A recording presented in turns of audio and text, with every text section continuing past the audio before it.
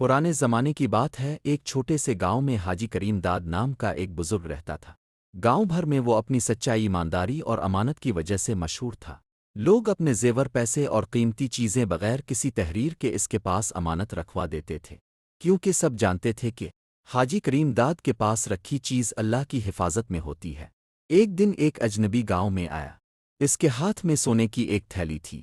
وہ حاجی صاحب کے پاس آیا اور بولا، بابا جی، میں مسافر ہوں، کچھ دن بعد واپس آؤں گا، یہ امانت اب کے پاس رکھوا دیتا ہوں۔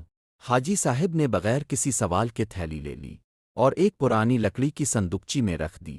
کئی سال گزر گئے، نہ وہ مسافر آیا نہ کوئی خبر۔ گاؤں کے لوگ حاجی صاحب سے کہتے، بابا جی، اتنا وقت گزر گیا، اب تو یہ اب کی ہو گئی۔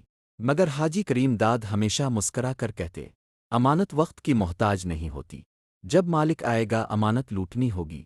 ایک دن جب حاجی صاحب بہت بوڑھے ہو چکے تھے، وہی مسافر واپس آیا، آنکھوں میں آنسو، دل میں خوف۔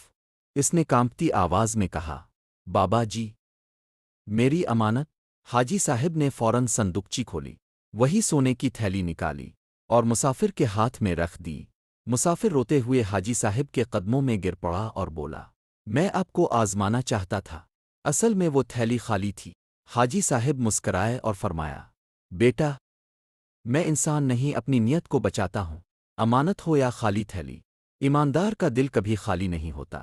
یہ سن کر پورا گاؤں خاموش ہو گیا، اور اس دن سب نے سیکھا کہ سبق، ایمانداری اور سچائی وقت کے ساتھ پرانی نہیں ہوتی، بلکہ نسلوں کے لیے مثال بن جاتی ہے۔